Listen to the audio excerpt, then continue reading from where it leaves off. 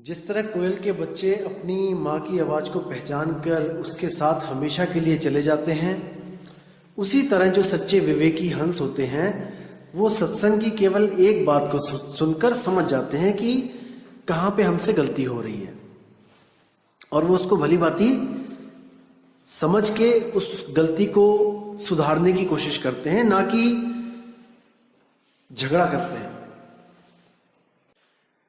तो जैसे आपको मैंने बताया कि ये सब जो कुछ भी आपको यहाँ पे जात पात वर्ण समाज देश कुछ भी दिख रहा है, ये सब अक्षरों की वजह से है। जितनी भी सरहदें हैं ये अक्षरों की वजह से है।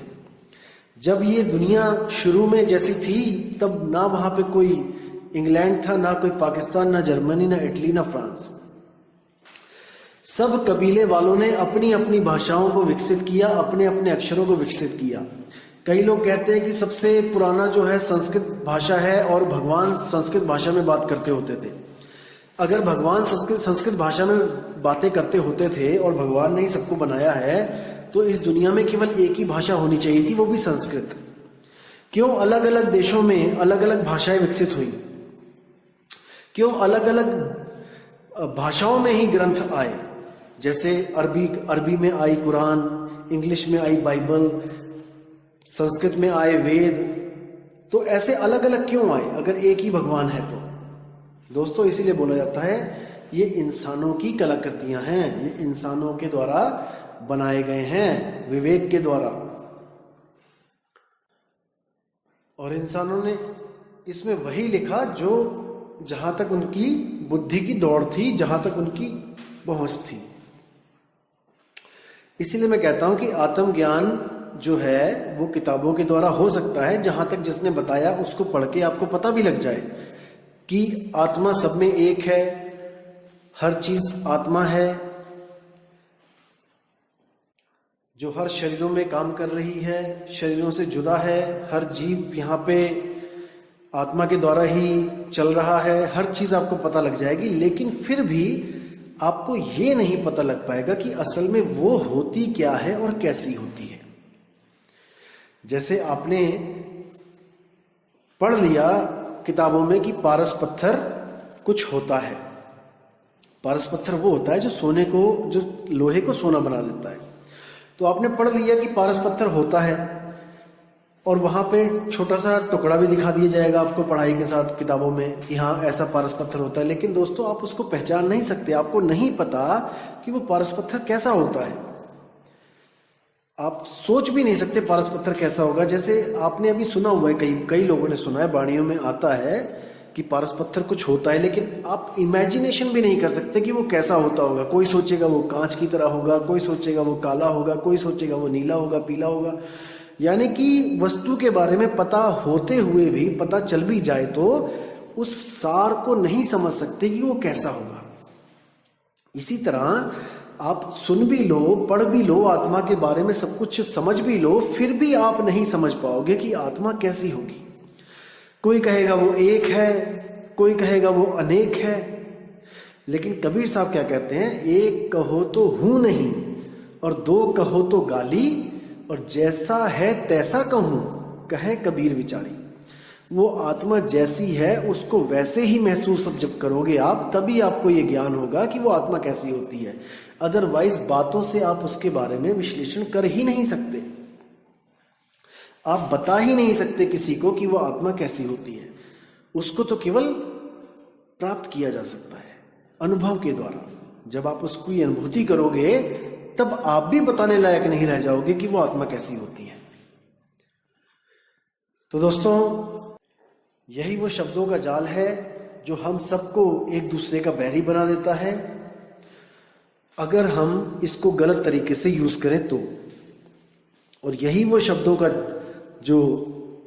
में जो अच्छी बात है वो ये है कि हम जानवरों से अलग दिखाई देते हैं। केवल हम ही इंसानों में ये गुण है कि हम अपनी बात को अपनी आवाज के द्वारा हम समझा के किसी के भी सामने रख सकते हैं। लेकिन प्रॉब्लम तब आई जब हमने इन भाषाओं को, इन अक्षरों को भक्ति के साथ जोड़ दिया। दिक्कत यहां आई।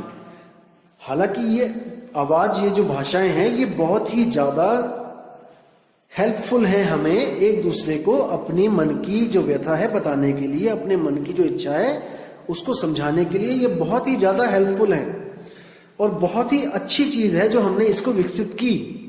लेकिन हमने इसको अपनी बर्बादी का भी कारण बना दिया है जब हमने इसको भक्ति के साथ जोड़ दिया है तब। जैसे कबीर साहब कहते हैं कि 33 अरब ज्ञान हम भाखा और मूल ज्ञान गुप्त कर राखा। उसका क्या मतलब है कि 33 अरब ज्ञान मैंने 52 अक्षरों में भाग दिया। इन 52 अक्षरों के द्वारा मैंने सब कुछ बता दिया, लेकिन मूल ज्ञान गुप्त कर रखा का मतलब है जो सार शब्द है, जो असली वस्तु है, मैंने उसका भेद नहीं बताया कि वो कहां पे है, कैसी है, क्योंकि वो बोलने में आता ही नहीं है, कैसे बताएंगे।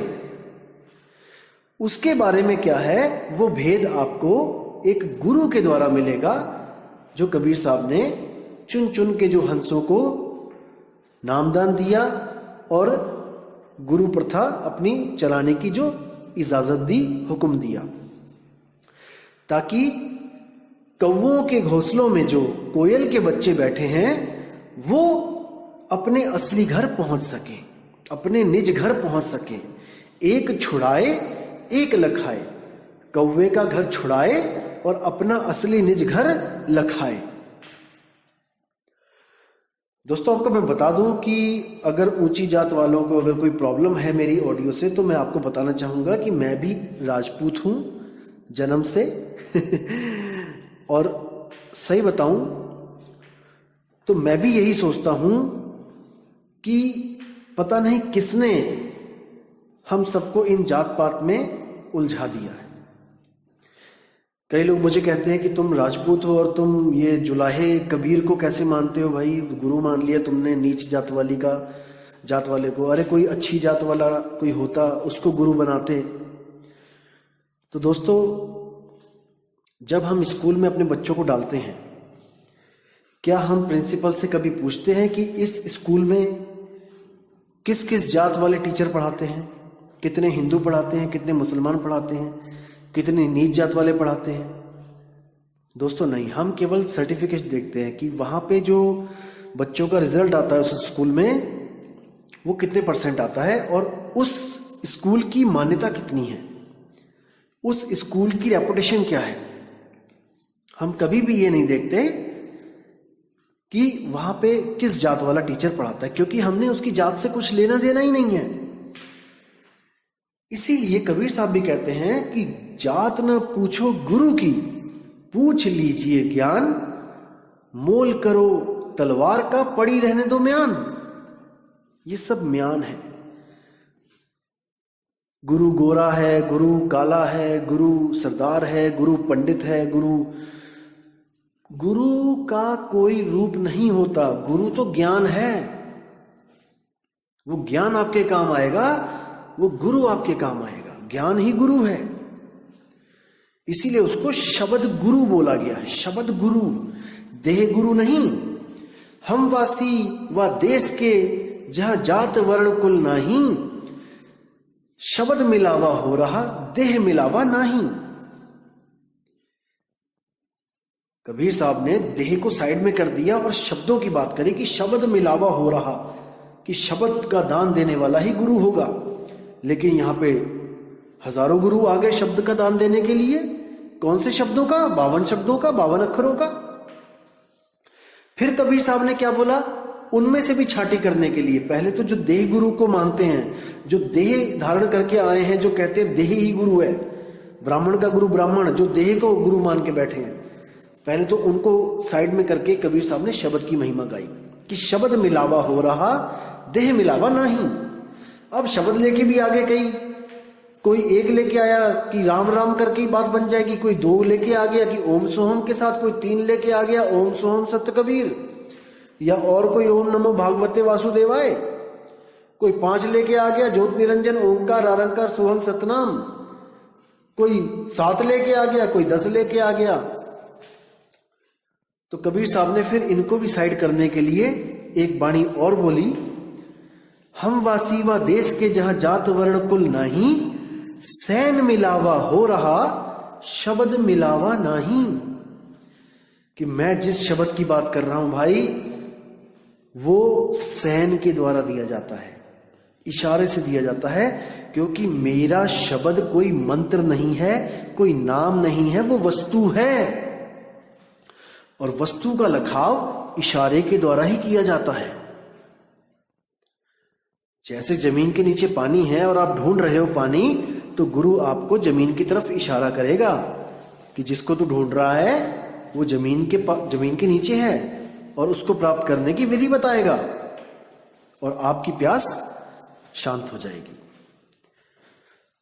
तो इसी तरह जो सतगुरु होता है, सतगुरु सोई सतनाम बतावे, बाकी गुरु कोई काम न आवे। सतगुरु वो होता है जो सतनाम बताता है आपको कि सतनाम वस्तु कहां पड़ी है, वो सच्ची वस्तु कहां है। कौन सी सच्ची वस्तु, जिसको बाबा नानक कहते हैं एको सतनाम कर्ता पुरुष, यानी एक सतनाम ही कर्ता पुरुष है। निर्भव निर्वैर, वो निर्भय यानी किसी से डरती नहीं है, और निर्वैर किसी को मारती नहीं है। वो वस्तु निर्भव निर्वैर है। अजूनी, जो कभी जून में नहीं आती, जूनों से रहित, वो कभी किसी जून में नहीं आती। अजूनी सैभंग, सैभंग यानी जो स्वयं से प्रकट हुई है, जो स्वयं से जिसकी उत्पत्ति होती है, जिसको कोई बना नहीं सकता, जिसको कोई मिटा नहीं सकता, वो स्वयं भू है, वो स्वयं से होती है। उस वस्तु की बात हो रही है। अजूनी सैभंग, और कैसे मिलेगी? गुरु प्रसाद। गुरु जब नामदान रूपी प्रसाद आपको देगा, तब आपको उस वस्तु का लखाव होगा, और आप जितना भी अज्ञान है उसको छोड़कर उस वस्तु की तरफ एकाग्र हो जाएंगे। आपकी सुरती जो भटक रही है वो उस वस्तु पे एकाग्र हो जाएगी।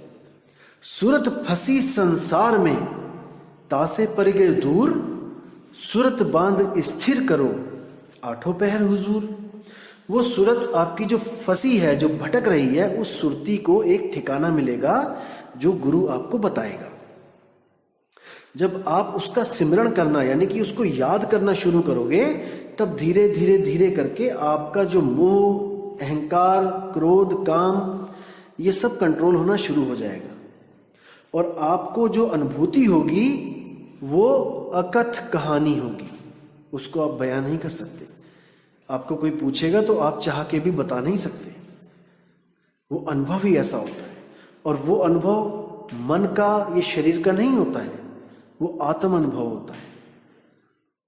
वो आत्मा के द्वारा ही आत्मा का अनुभव किया जाता है। तो दोस्तों, विवेक लगाना है, विचार करना है, अक्षरों के जाल में नहीं फंसना है। 52 अक्षरों के जाल में हम ऐसे फंसे हुए हैं कि इसमें हम छूट नहीं पा रहे हैं। अब ऐसा कोई गुरु मिले जो 52 की डोर को तोड़ दे। जब 52 का टूटे डोरा, सहजे छूटे काल झकोरा, फिर नहीं आए फिर नहीं जाए, सार शब्द में रहे समाये। वो सुरती हमेशा के लिए सार शब्द में समा जाती है, और वो शब्द स्वरूपी राम बन जाती है। अब उससे वो कभी जुदा नहीं होती, क्योंकि एक बार जुदा होकर वो देख चुकी है कि हमें कैसे कैसे जन्मना और मरना पड़ रहा है। मैंने पहले भी बताया था कि वो जो चेतना है, वो जीवित चेतना है, वो मुर्दा चेतना नहीं है। चेतना भी 2 प्रकार की होती है, एक जीवित चेतना, एक मुर्दा चेतना। यानी कि एक सेंसेबल होती है, उसको सेंस होता है, वो जीवित, और एक रोबोटिक होती है। जैसे रोबोट की जो चेतना है उसमें सेंस नहीं होती है। रोबोट अनुभव नहीं कर सकता, प्रेम को अनुभव नहीं कर सकता, इमोशंस को अनुभव नहीं कर सकता। अगर रोबोट को आपने आदेश दे दिया कि सामने जो बंदे हैं उनको गोली मारनी है, तो वो चाहे आपके ही पापा क्यों ना हो, आपकी ही मम्मी क्यों ना हो, वो किसी की नहीं सुनेगा। वो उसको जो कमांड दिया गया है वो उस पे अटल रहेगा। लेकिन अगर वही बंदूक आपके हाथ में पकड़ा दी जाए तो आप दोस्तों नहीं चला पाओगे, क्योंकि आपके अंदर जीवित चेतना है, ना कि कोई इलेक्ट्रॉनिक चेतना है। जो लोग इलेक्ट्रॉनिक चेतना को और जीवित चेतना को एक समझने लगे हैं वो बहुत बड़ी भूल में है दोस्तों। इसकी यही खासियत है सुरती की कि ये मृत चीजों को भी जीवित कर देती है। यानी कि ये जो शरीर आप लेके घूम रहे हो, जो मेरे पास जो शरीर है, ये केवल चेतना की वजह से, उस सुरती की वजह से ये जीवित दिखाई देता है। असल में ये मरा हुआ है, मुर्दा है। जैसे आप एक कार चलाओ और कार के शीशे काले हो, आप दिखाई ना दे रहे हो, तो दोस्तों सबको यही लगेगा कि कार जीवित है और कार चल रही है, बहुत तेज चल रही है, इसमें जान है। लेकिन दोस्तों आप हो तभी जान है, आप नहीं होगे तो उसमें जान नहीं होगी। इसी तरह हमारा शरीर चल रहा है क्योंकि जीव है, सुरती है। अगर सुरती नहीं होगी तो शरीर मुर्दा है। तो साहिब कहते हैं, 52 के जंजाल में फंस गया ये संसार, और सिमरन 52 का करे कैसे लागे पार। क्योंकि हमें पुराने समय से ये पढ़ा दिया गया है, अच्छी तरह रटा दिया गया है कि जब तक हम राम राम राम राम, अल्लाहु अल्लाहु अल्लाहु, वाहिगुरु वाहिगुरु वाहिगुरु, सत साहिब सत साहिब सत साहिब, कबीर कबीर कबीर, ये सब नहीं बोलेंगे, नहीं जपेंगे, जब तक हमारी बात नहीं बनेगी। दोस्तों परमात्मा कोई इलेक्शन में खड़ा नहीं हो रहा है। जिसकी जय जयकार नहीं लगाई जाए तो वो खुश नहीं होगा। हम उसकी जय बोलते हैं केवल अपने लिए, उसके लिए नहीं कि हम उसको खुश करने के लिए जय बोल रहे हैं। हम जय उसकी बोलते हैं क्योंकि हमें ये महसूस होता है कि अगर वो ना होते तो हमारा क्या होता। हम इसलिए उसका धन्यवाद करते हैं, पल पल उसको, उसकी बंदगी करते हैं। अदरवाइज उसको किसी चीज की जरूरत नहीं है। वो नहीं कहता है कि मेरी जय करो, उसको कोई जरूरत नहीं है आपकी जय जयकार की। जैसे कई लोग कहते हैं भगवान को खुश करने के लिए बहुत कुछ करना पड़ता है, बलियां देनी पड़ती हैं, बकरे चढ़ाने पड़ते हैं, दारू चढ़ानी पड़ती है। दोस्तों अगर उसे बकरे चाहिए होते ना, वो एक ही रात में सारे बकरे यहां से गायब कर ले जाता। आपका इंतजार नहीं करना पड़ता उसको कि साल में कोई एक दिन आएगा तब आप बकरे काटोगे। वो एक ही रात में सारे बकरे गायब कर देता। और अगर दारू की बात है कि दारू देनी पड़ती है एक बोतल, तो वो ठेके के ठेके खाली कर देता। आपकी एक बोतल का प्यासा नहीं है वो। इसी भरम जालों में हमें फंसा फंसा के यहीं पे उलझा के रखा हुआ है। इसलिए दोस्तों विवेक लगाना है, विचार करना है कि हमने निकलना है कि हमने उसी लकीर के फकीर बन के यहीं रह जाना है। ये आपके हाथ में है, किसी के हाथ में नहीं है कि कोई किसी को निकाल सके। परमात्मा ने सबके पास एक डोर फेंकी हुई है। जैसे कोई कुएं में गिर जाता है तो एक रस्सी फेंकी जाती है, और अगर हम रस्सी को ना पकड़े दोस्तों तो इसमें हमारा दोष होता है। जैसे कबीर साहब की वाणी है, 7 दीप 9 खंड में सतगुरु फेंकी डोर, और तापे हंसा ना चढ़े तो क्या सतगुरु का दोष। परमात्मा ने कोई कमी नहीं रखी, वो दयाल है, वो परमपिता परमात्मा है, उसने कोई कमी नहीं रखी। लेकिन जीव ही नहीं समझ पा रहा है तो वो भी क्या करे।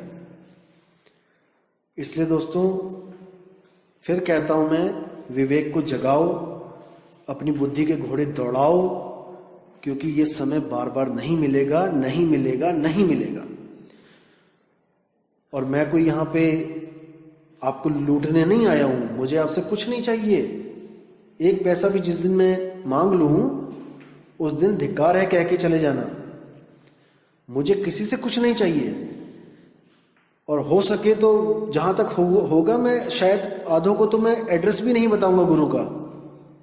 मैं सच बोल रहा हूं, आधे क्या 90% को नहीं बताऊंगा। आप सोचोगे कि क्यों नहीं बताऊंगा, क्योंकि भाई हमने भीड़ इकट्ठी नहीं करनी है। मैं तो ये देखूंगा किसके मन में सच्ची आग लगी है। केवल उस बंदे को एड्रेस दिया जाएगा, गुरुजी कहाँ आ रहे हैं, गुरुजी कहाँ पे हैं। अदरवाइज हमें भीड़ बढ़ाने की जरूरत नहीं है। लेकिन ये ऑडियोज बनाने का मकसद यही है कि आपको विवेकी बना सकूं, आपको कोई धोखा ना दे पाए। ये ऑडियोज बनाने का यही मकसद है कि आपको हर चीज पता होनी चाहिए, क्योंकि लुट गया रे व्यापारी परख बिना। अगर आपके पास परख होगी तो आपको कोई लूट नहीं पाएगा। बस यही एक मकसद है इन ऑडियोज को बनाने का, ना कि आपकी भीड़ मैं चाहता हूं कि हमारे आश्रम में आए, नहीं, कभी भी नहीं। वो बिरले हंस चाहिए हमें, वो बिरले हंस करोड़ों में कोई एक, जो सत्य को स्वीकार करने के लिए 100% तैयार है। जिसके मन में 1% भी शंका है वो इस पंथ के लायक नहीं है। पंथ यानी रास्ता, कोई गुटबाजी नहीं होती है। पंथ का मतलब होता है रास्ता। इस रास्ते पे चलने के लायक जो होगा, अब उसको ही चलने का अधिकार होगा। तो दोस्तों, मैं फिर बोल रहा हूं कि जल्दबाजी ना करें। मुझे कई मैसेज आते हैं कि मैं गुरुजी से नाम लेना चाहता हूं। मैं सीधी सी बात बोलता हूं कि 50 ऑडियोज सुनो। जब मेरे 50 ऑडियोज कंप्लीट हो जाएंगे तब मैं आपको कुछ सवाल पूछूंगा, और अगर आप उनके उत्तर दे सकते होगे तब ही आपको आगे का रास्ता दिया जाएगा। ये एक एंट्रेंस एग्जाम की तरह समझ लो। क्योंकि मैं फिर कह रहा हूं कि हमें भीड़ नहीं बढ़ानी है, हमें वो विवेकी हंस चाहिए जो सच में यहां से, इस 3 लोक से, इस जन्म मरण से मुक्ति पाना चाहते हैं। तो 50 ऑडियोज लिमिट है। 50 ऑडियोज में जहां तक ज्यादा से ज्यादा मैं बताने की कोशिश करूंगा, और अगर आपको 1% भी शंका होगी तो आप पूछ सकते हो। शंका समाधान होगी तब आप आगे रास्ता पूछो, वरना रास्ता पूछने की जरूरत नहीं है। मैं केवल आपको यहाँ पे ज्ञान देना चाहता हूँ जो मुझे परमात्मा की दया से मिला है। मैं चाहता हूँ कि उस ज्ञान को आपके सामने रख सकूं ताकि आप कहीं धोखा ना खाओ। मैं यहाँ कोई हाईलाइट होने नहीं आया हूं कि मैं कोई ऐसा पंथ चला रहे हैं हम लोग की ऐसा। दोस्तों, ऐसा कुछ नहीं है। बहुत सिंपल सा ज्ञान है, कबीर साहब का ज्ञान है। अगर आपके समझ में आता है तो आपका स्वागत है, लेकिन परख करने के बाद। पहले परख करो, जल्दबाजी बिल्कुल मत करो। नामदान जल्दबाजी में कहीं भी मत लो। जहां हो आप बहुत अच्छे हो, अभी जहां पर हो ना बहुत अच्छे हो। जैसे कई लोग होते हैं 50,000 देके एडमिशन ले लिया जल्दबाजी में और कॉलेज वो है फ्रॉड। तो भाई उससे अच्छा था कि आप घर में बैठे हुए थे। अभी विवेक लगाओ, विचार करो कि कहां जाना है कहां नहीं जाना है। 50-60 ऑडियो पूरी हो जाएंगी, तब जहां तक हो सकेगा आपके सारे सवालों का मैं जवाब उनमें दे दूंगा। और जो मुझे पूछा गया है कि ब्रह्म कैसे पैदा हो जाता है, क्या है, ये मैं आपको लास्ट ऑडियो में बताऊंगा बिल्कुल। क्योंकि अभी ऐसे ऐसे लोग बैठे हैं जो उसको अपनी बातों को घुमा देंगे, अपनी बातों को घुमा के आपको गुमराह करने की कोशिश करेंगे। अभी तो उन पे सवालों की बरसातें हो रही हैं कि जब आत्मा ही आत्मा थी तो ये ब्रह्म कहां से आ गया। क्योंकि द्वैत अद्वैत दोनों से परे है ज्ञान। अगर केवल आत्मा थी शुरू में तो वो अद्वैत मत है, क्योंकि केवल एक है वहां पे आत्मा। कबीर साहब कहते हैं एक कहो तो है नहीं। अगर केवल आत्मा थी तो वो अद्वैत है, वो भी नहीं है। और अगर आत्मा और ब्रह्म थे तो वहां पे द्वैत आ गया। तो कबीर साहब कहते हैं एक कहो तो है नहीं, दो कहूं तो गारी। अब जैसा है तैसा कहूं, कहे कबीर विचारी। ये भेद की बात है, ये सबके बस की बात नहीं है। इसको खोलना, इस वाणी को खोलना। ये वाणी भी मैं आपको आखिरी ऑडियो में पूरी खोल के स्पष्ट तरीके से बताऊंगा कि ये क्या है। तब तक आप ज्ञान को समझते रहिए, और जहां तक हो सके अपने दोस्तों को, अपने रिश्तेदारों को जो सच में सत्य की खोज में लगे हैं, जिन्होंने कोई गुरु धारण कर रखा है, उनको ये ऑडियो जरूर शेयर करें ताकि उनको भी एक रास्ता मिल सके। तो इसके साथ मैं विदा चाहूंगा दोस्तों, और अगली ऑडियो मैं कल को पोस्ट करूंगा और उसमें आपको काफी नई चीजें जानने को मिलेंगी और जहां तक होगा आपकी विवेक जागृत होगा। तो अब आपसे विदा चाहूंगा। जय गुरु बंदी छोड़ मदन साहिब, जय गुरु बंदी छोड़ वैराग साहिब, जय जय गुरु बंदी छोड़ सतगुरु सत्य कबीर साहिब जी की सदा ही जय हो। साहिब बंदगी सतनाम।